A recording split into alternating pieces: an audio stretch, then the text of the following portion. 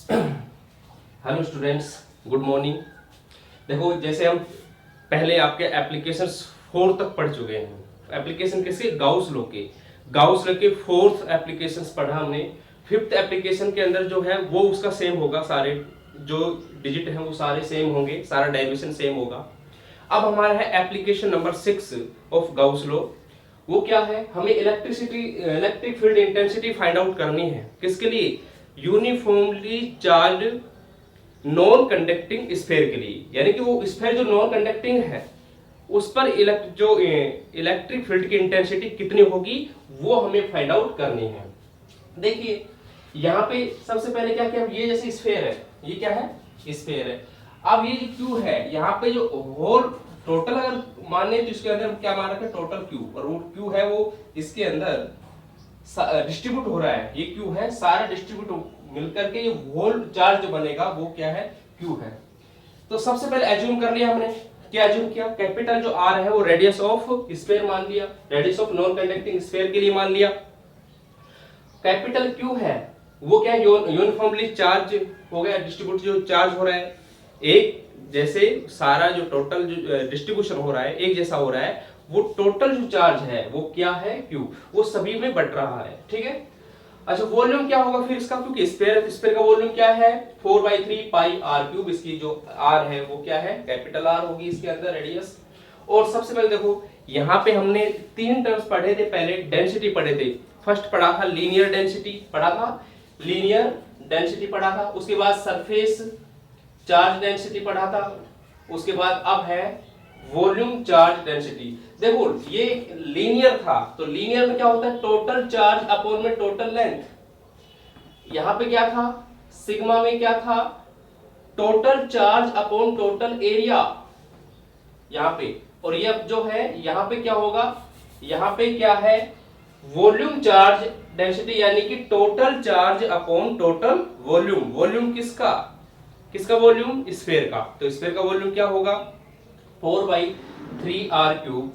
तो यहां से क्रॉस मल्टीप्लाई किया तो यहां पे ये आ गई इक्वेशन फर्स्ट हमने फाइंड आउट कर ली। अच्छा, उसके बाद देखिए अब हम जो इलेक्ट्रिसिटी जो फाइंड आउट कर रहे हैं इसकी इंटेंसिटी, यानी कि ई की वैल्यू फाइंड आउट करना चाह रहे हैं, तो इसके अंदर 3 कंडीशन बनेंगी। We have 3 conditions for it. देखो, एक तो आउटसाइड हो, जैसे ये स्फीयर है तो पी पॉइंट पे हमें फाइंड आउट करनी है। कहां पे पॉइंट फाइंड आउट करनी है? पी पॉइंट पे।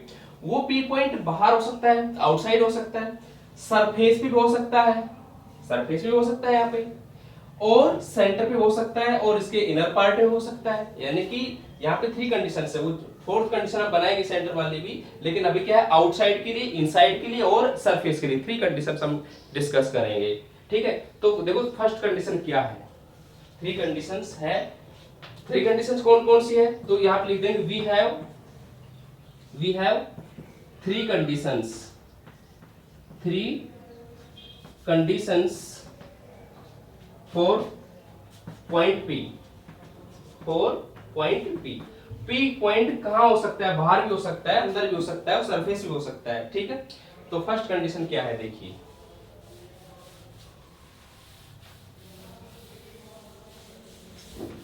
कंडीशन फर्स्ट के अंदर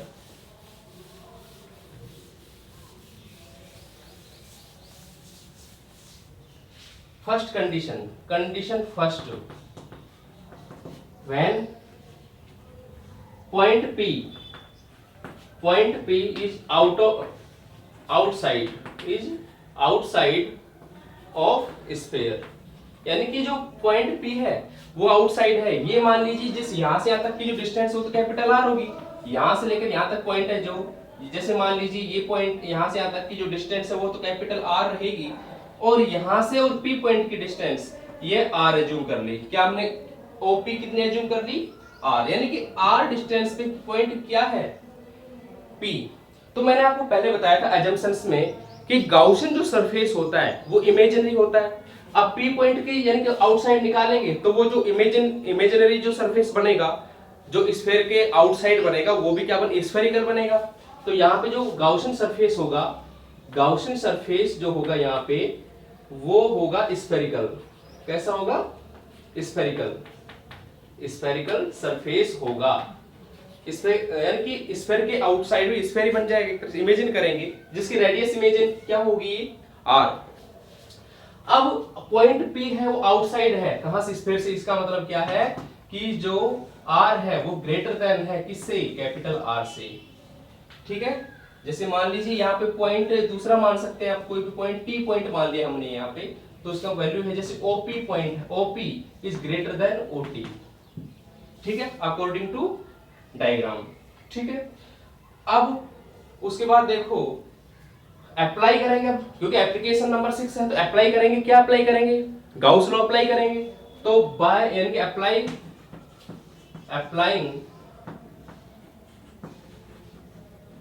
गाउस लॉ, गाउस लॉ को अप्लाई किया तो क्या होगा, Gauss law total electric flux जो होता है वो क्या होता है, integration E vector dot ds vector. ds vector क्या होता है, ds वेक्टर होता है एरिया जो होता है उसका, सरफेस एरिया, उसके परपेंडिकुलर जो वेक्टर होता है उसके एरिया का जो परपेंडिकुलर यानी कि नॉर्मल वेक्टर जो होता है वो ds वेक्टर होता है। और वो किसके बराबर होगा, टोटल चार्ज अपॉन परमिटिविटी, ये बताया था। अब यहां पे जो वैल्यू है, यहां पे हियर जो समेशन क्यू है, टोटल चार्ज कैपिटल क्यू है, और जिसकी वैल्यू हम किससे निकाला कि पहले इक्वेशन फर्स्ट में, तो वो क्या है इसके अंदर 4/3 r क्यूब और रो, ये पहले निकाल रखे हमने। ठीक है, और उसके बाद देखो जो ds वेक्टर जो थीटा है, यानी कि यहाँ पे E डॉट ds है, तो angle between E vector and ds vector वो क्या है, जीरो। क्या है, जीरो। तो देखिए इसके अंदर इंटीग्रेशन E डॉट जो E vector dot ds vector बनेगा वो क्या होगा, q अपॉन एप्सिलॉन नॉट। अब आगे सोल्व किया तो E ds cos थीटा हो जाएगा, E ds cos of theta. जैसे A vector dot B vector क्या होता है भाई, समझिए, A vector dot B vector क्या होता है, AB cos of theta. Here A and B are magnitudes of vector A and vector B respectively। तो यहां होगा E ds cos of theta equal to Q की वैल्यू फ्रॉम इक्वेशन फर्स्ट से we put the value of Q, तो ये होगा 4/3 pi r cube रो। यहाँ पे Q की वैल्यू अपॉन में किसके आएगा, परमिटिविटी। ये परमिटिविटी किसकी है, फॉर वैक्यूम के लिए। ठीक है, देखो यहाँ पे जो थीटा की बात है, तो थीटा कितना होगा, यहाँ पे जो थीटा है, यहाँ थीटा की वैल्यू 0, क्योंकि सेम डायरेक्शन है। देखो ये इस डायरेक्शन में क्या है, इलेक्ट्रिक फील्ड है, इलेक्ट्रिक फील्ड की जो इंटेंसिटी है वो, और यही जो डायरेक्शन, क्योंकि एरिया ये हो गया, एरिया का सेक्शन है, तो इसके परपेंडिकुलर ये वेक्टर होगा ds वेक्टर, तो दोनों की सेम डायरेक्शन होने की वजह से ये क्या होगा, थीटा वैल्यू क्या होगी, 0।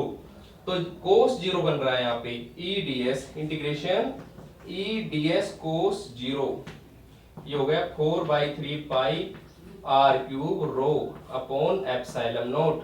cos 0 की वैल्यू कितनी, 1। ये यहाँ पे लिख देंगे, यहाँ पे कैसे आए, ये क्यू की वैल्यू फाइंड आउट करी हमने, तो यहाँ पे रीजन देंगे इसका फ्रॉम इक्वेशन फर्स्ट। अब इसमें cos 0 की वैल्यू 1 होगी, e को बाहर ले लिया, यहाँ पे ds ये 1 हो गई वैल्यू, ये आ गया 4/3 पाई कैपिटल R क्यूब, यहाँ पे रो हो गया। अब देखो इंटीग्रेशन ds का मतलब है ये सरफेस के लिए, टोटल जो सरफेस एरिया किसका, जो इमेजिन किया है, जो इमेजिनरी स्फीयर है, इमेजिनरी स्फीयर यानी कि जिसकी रेडियस कितनी है, स्मॉल r, तो वो होगा। तो यहाँ पे लिख देंगे, ये यहाँ पे आएगा इंटीग्रेशन s ds की जो वैल्यू होगी 4 पाई r स्क्वायर। देखो कैपिटल R नहीं लिखा, स्मॉल r लिखा है, क्यों, यहाँ पे जो इमेजिनरी स्फीयर है उसका जो एरिया होगा यहाँ पे। ठीक है, तो 4 पाई r स्क्वायर, ये वैल्यू हम यहाँ पुट करेंगे। तो अब देखो इसके बाद क्या बनेगा, इसके बाद देखो ऊपर नोट कर रहे हैं,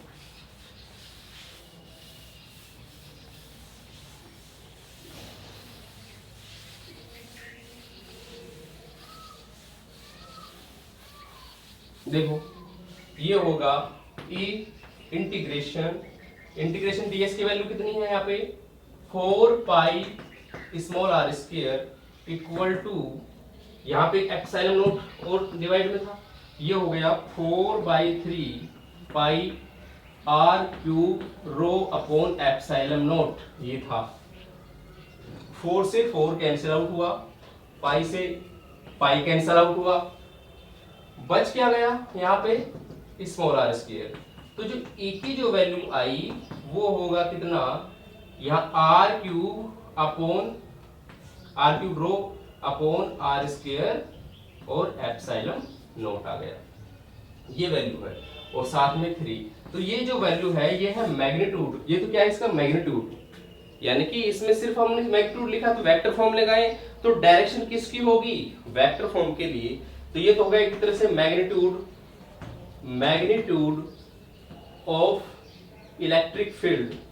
इलेक्ट्रिक फील्ड कहें या इलेक्ट्रिक फील्ड इंटेंसिटी कहें, इलेक्ट्रिक फील्ड एट आउटसाइड यानी कि पी पॉइंट पी कर रहे हैं, लेकिन आउटसाइड था P point, outside point P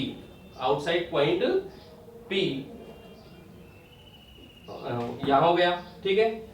अब इन वेक्टर फॉर्म के लिए करें तो यहां पे क्यों, एक इलेक्ट्रिक फील्ड इंटेंसिटी है वो क्या है, एक वेक्टर क्वांटिटी है, तो जो डायरेक्शन होगी इलेक्ट्रिक फील्ड की वो तो दिखाई दे रही है इसके अंदर, डायरेक्शन किसकी है, आर की डायरेक्शन के अंदर है, तो अब इसमें मल्टीप्लाई हो जाएगा यूनिट वेक्टर। यूनिट वेक्टर का मतलब क्या है, उसका मैग्नीट्यूड तो 1 रहेगा, उसमें केवल डायरेक्शन बताएगा, तो ये होगा आर क्यूब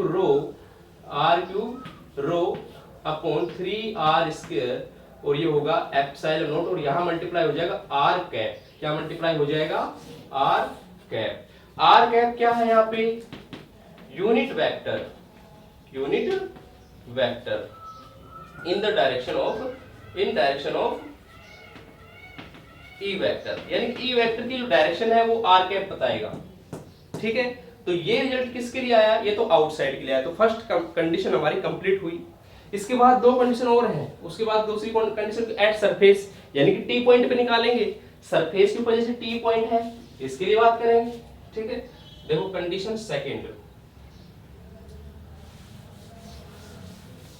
तो यहां तक हो गया, तो ये देखो इक्वेशन यहाँ पे फर्स्ट और यहाँ पे सेकंड डाल लीजिएगा, इक्वेशन सेकंड, ये मैग्नीट्यूड होगा, ये वेक्टर फॉर्म हो गया, इक्वेशन सेकंड ये हो गया।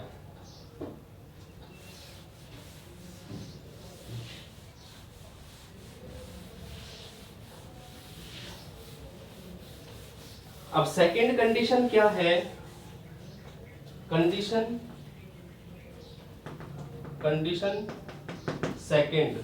सेकंड क्या है, वह पी पॉइंट है वो क्या है, at surface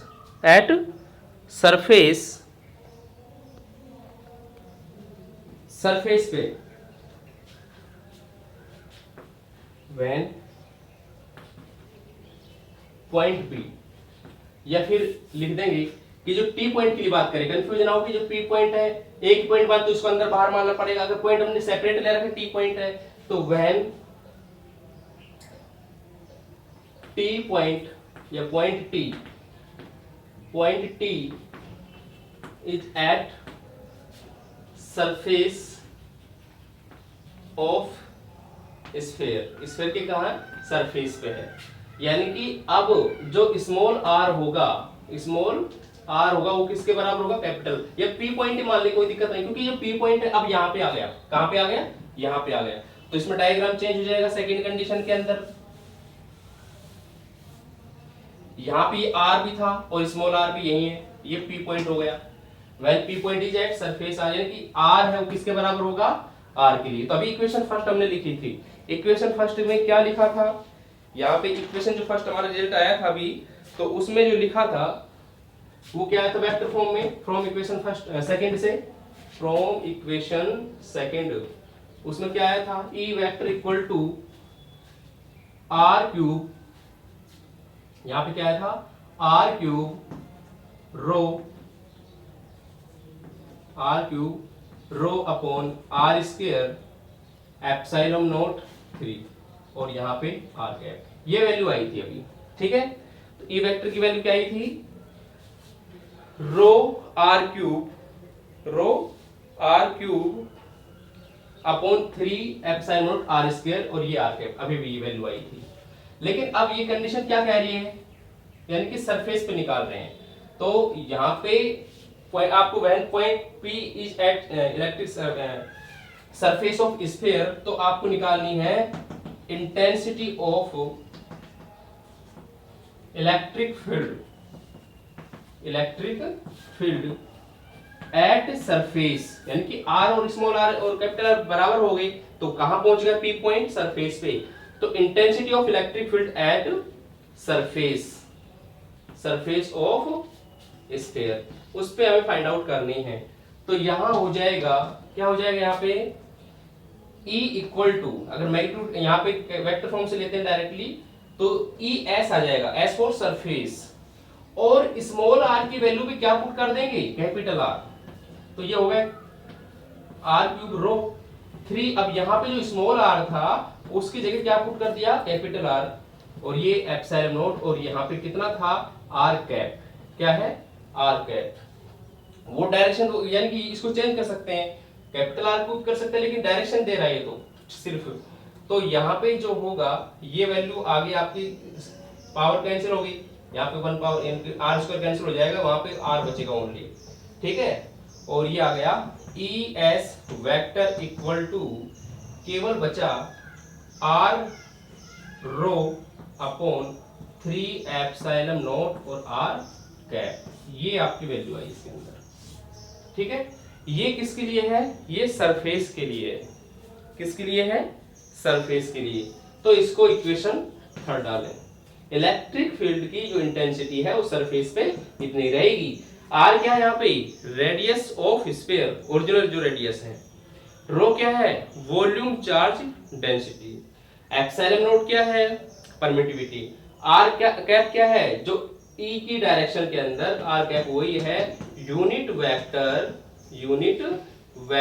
in direction of E vector, E vector की डायरेक्शन के अंदर यूनिट वेक्टर है, ठीक है। अच्छा, उसके बाद देखिए थर्ड कंडीशन क्या है, देखो सरफेस के लिए हो गया, आउटसाइड के लिए हो गया, अब थर्ड कंडीशन क्या होगी, इनसाइड के लिए। थर्ड कंडीशन क्या है, इनसाइड के लिए। तो देखो condition third,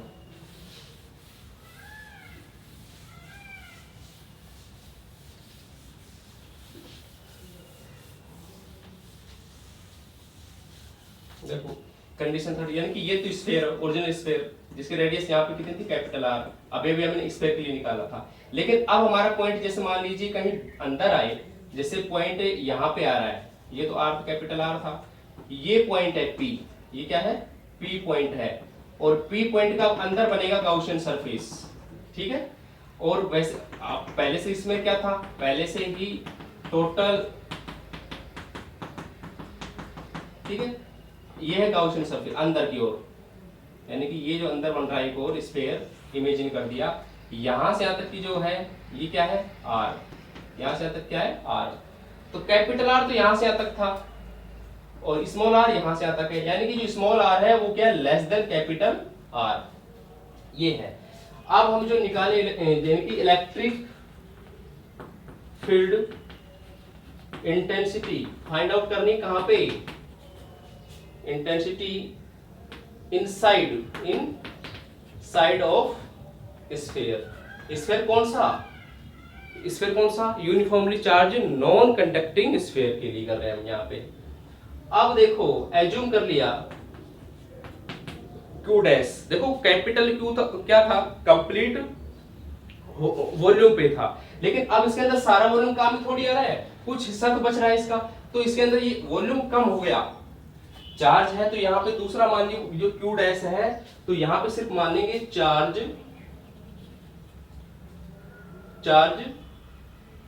eight Gaussian surface का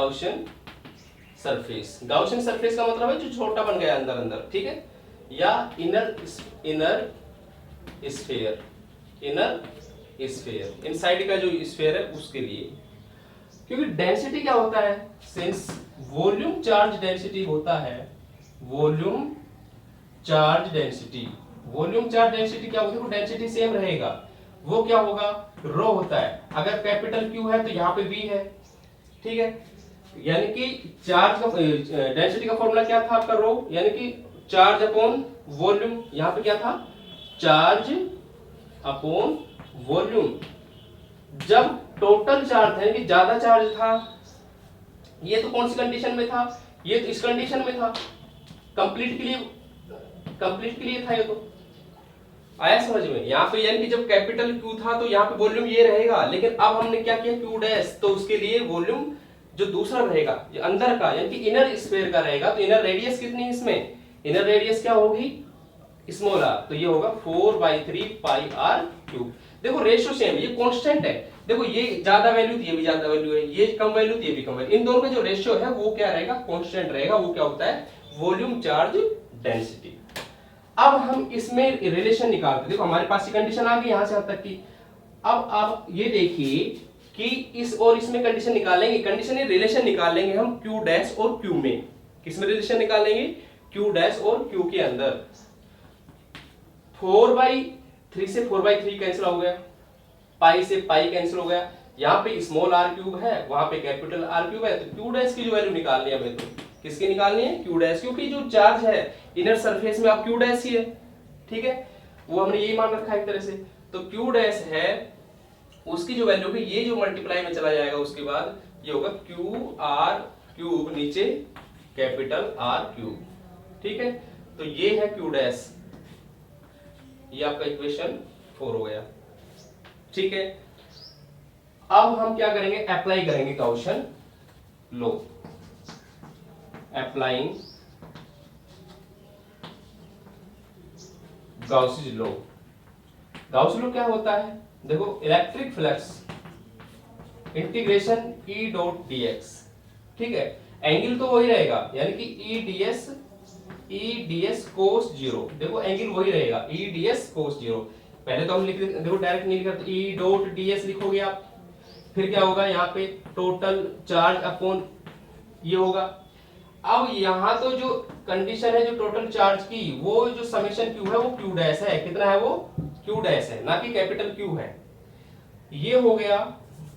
अब इसको अब यहाँ से स्टार्टिंग करते हैं, इंटीग्रेशन ई, और ये हो जाएगा ds cos 0, कितना हो गया, cos 0, और ये आ गया q dash upon epsilon not. इसके बाद क्या होगा, इसके बाद देखिए, इसके बाद क्या होगा, देखो e ds है तो e बाहर आ गया, और ये हो जाएगा s, ds के लिए टोटल सरफेस के लिए है, सरफेस कौन सा, इनर जो सरफेस एरिया है स्फीयर का वो, और q डैश की वैल्यू क्या है, इक्वेशन 4 से आप ये पुट कर दीजिए, q डैश की वैल्यू क्या है, capital Q R cube upon epsilon not है, कंफ्यूज ना हो, Q dash upon epsilon not, Q dash की वैल्यू हमने कैपिटल क्यू के फॉर्म में पहले निकाल रखी है, ठीक है।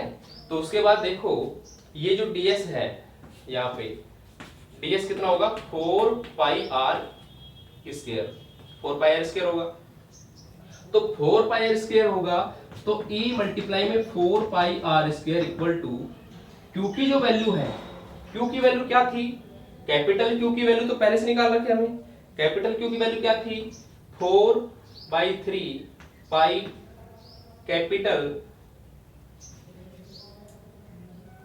आर क्यूब और रो, ये तो q की वैल्यू थी, और यहाँ पे आ गया आर क्यूब, ये सिर्फ और सिर्फ q की वैल्यू यहाँ से आता है की, और ये एप्सिलॉन नॉट है। अब हम कैंसिल आउट कर सकते हैं, जो जो कैंसिल आउट हो रहे हैं उनको कैंसिल आउट कर सकते हैं। अब कैंसिल आउट क्या क्या होंगे, देखिए भाई, कैंसिल आउट में ये होगा, एक तो आर स्क्वायर है, यहाँ पे ये आर स्क्वायर है, यहाँ पे आर क्यूब, तो यहाँ पे 3 पावर कैंसिल, 1 पावर बची, और 4 पाई है, 4 से 4 पाई से पाई कैंसिल आउट हो गया। ई की जो वैल्यू आई, ई की वैल्यू देखो ऊपर लिखते हैं इस साइड, ई की वैल्यू क्या होगी, ये कंडीशन थर्ड थी, कंडीशन थर्ड थी, तो ई की वैल्यू क्या होगी,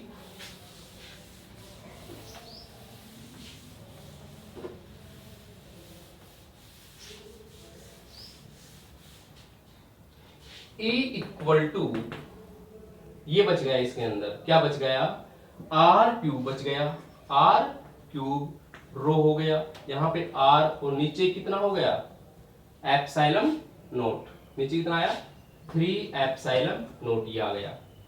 तो ये इसका मैग्नीट्यूड है, ये किसका क्या है, मैग्नीट्यूड है। तो अब यहां पे जो वैल्यू है ई वेक्टर की बात करें तो देखो यहाँ पे जो आ गया वैल्यू वेक्टर फॉर्म में आया, तो वेक्टर फॉर्म के लिए क्या करेंगे हम, देखो आर क्यूब और रो और यहाँ पे आर 3 एप्सिलॉन नॉट आर, ये वेक्टर फॉर्म के आर कैप से क्या करेंगे मल्टीप्लाई, ये पहले से था इसके अंदर। तो देखो मैग्नीट्यूड ये फॉर्मूला होता है, जैसे आप आर कैप निकालते हो तो आर वेक्टर अपॉन आर का मोड ऐसे लिखते हैं। अब इनको वापस मल्टीप्लाई करो तो आर वेक्टर बन जाएगा आर इंटू आर कैप, तो वही वैल्यू इसमें बन रही है। तो इन दोनों का जो मल्टीप्लाई है ना आर इंटू आर कैप, वो क्या बन गया, आर वेक्टर, क्या बन गया, आर वेक्टर। तो ई इक्वल टू में ये हो जाएगा आर क्यूब रो और आर वेक्टर, यानी कि डायरेक्शन ये बता देगा, और यहाँ पे 3 एप्सिलॉन नॉट। ठीक है, ये है, ये कहां पे है, ये इलेक्ट्रिक फील्ड इंटेंसिटी कहां पे होगा, ये होगा आपका inside the sphere, inside the sphere हो गया। ठीक है, तो इसमें ये वैल्यू थी, ये इसकी वैल्यू आ गई यहां पे, और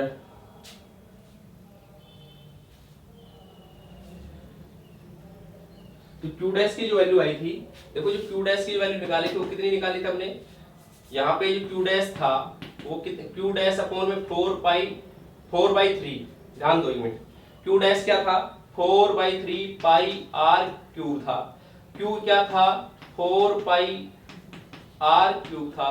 क्यू डैश की वैल्यू निकालें तो क्यू डैश में देखो ये कैंसिल हो गया था इससे, तो और ये आर क्यूब ऊपर चला गया था, तो ये आ गया था क्यू आर क्यूब अपॉन में आर क्यूब। तो जो क्यू की वैल्यू थी ना, तो यहाँ पे क्यू की वैल्यू, जो क्यू डैश की वैल्यू के नीचे यहाँ पे आर क्यूब हो रहा था, कितना आ रहा था आर क्यूब, कितना आ रहा था यहाँ पे आर क्यूब। तो आर क्यूब से आर क्यूब क्या हो गया, कैंसिल आउट हो गया, आर क्यूब से आर क्यूब क्या हो जाएगा, कैंसिल, यहीं पे हो जाएगा आर क्यूब कैंसिल।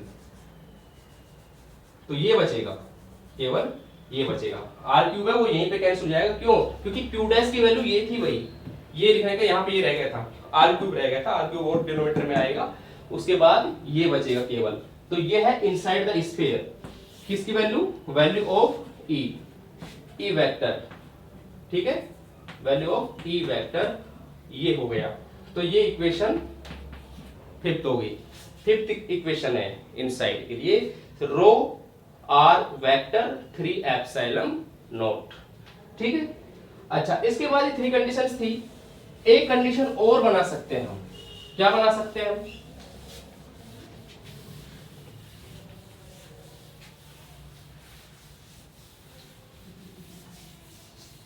यानी कि at centre value of electric field intensity, value of electric field intensity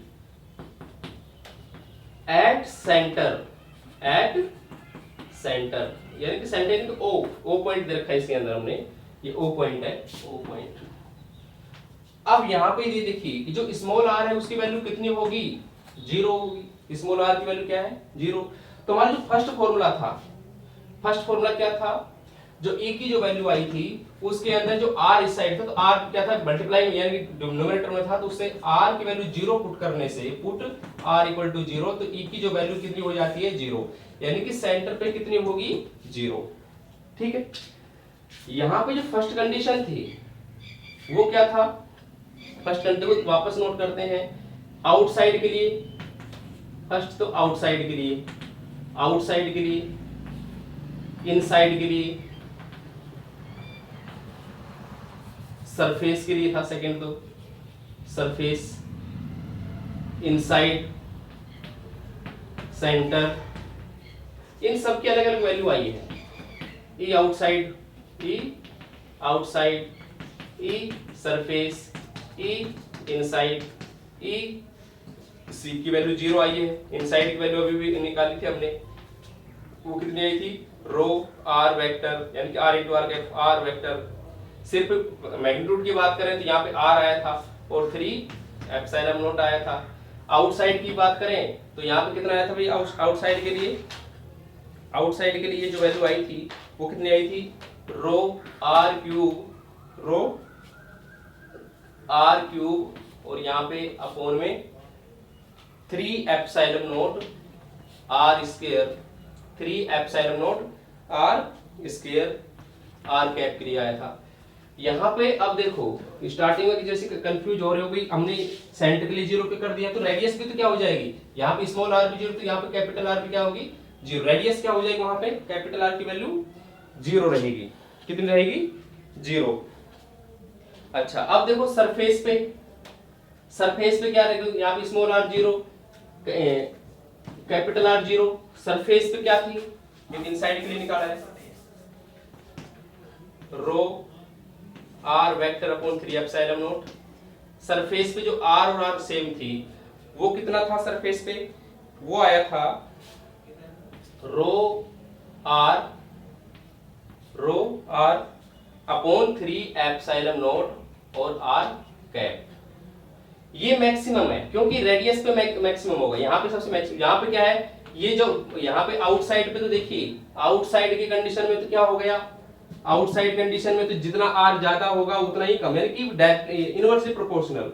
यहाँ पे मैक्सिमम वैल्यू है, यहाँ पे क्या हो गया ये r पे डिपेंड कर रहा है यानी प्रोपोर्शनल पे आ गया ये, ठीक है।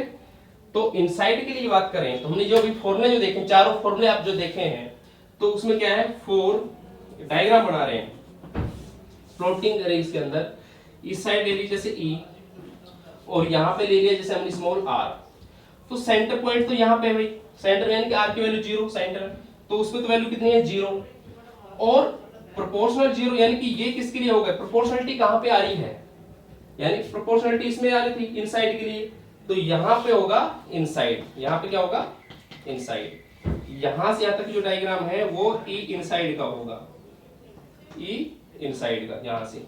उसके बाद जैसे आगे तक इंक्रीज हो तो सबसे ज्यादा किस पे होगा, सरफेस पे, तो ये जो पॉइंट है मैक्सिमम का ये किस पे होगा, सरफेस पे, ये किस पे होगा सरफेस पे। सरफेस के बाद देखो फिर आउटसाइड के लिए देखो यहाँ पे क्या है, ये तो प्रोपोर्शनल हो गया, E प्रोपोर्शनल किस पे R के हो गया, यहाँ पे आउटसाइड के लिए बात करें तो ये होगा E आउटसाइड है वो inversely proportional to 1/r square, तो ये इनवर्सली प्रोपोर्शनल होगा, तो ये डायग्राम बनेगा। EC की जो वैल्यू है वो 0 है, इनसाइड है E इनसाइड प्रोपोर्शनल रहेगा, यहाँ पे मैक्सिमम है, ये क्या है, यहाँ पे मैक्सिमम वैल्यू है इसकी E की मैक्सिमम, इससे ज्यादा हो नहीं सकती। उसके बाद आउटसाइड के लिए क्या हो गया डिक्रीज, तो ये इसके अंदर सारी वैल्यू थी, ये प्लॉट था इसके अंदर, ठीक है। यानी कि सबसे ज्यादा इलेक्ट्रिक फील्ड इंटेंसिटी कहां होगा सरफेस पे होगा, ठीक है, कहां होगा सरफेस पे, इधर कम अंदर भी कम होगा बाहर भी कम होगा, सेंटर पे बिल्कुल 0 हो जाएगा, ठीक है। तो ये था uniformly charge non conducting sphere के लिए electric intensity. Okay, thank you.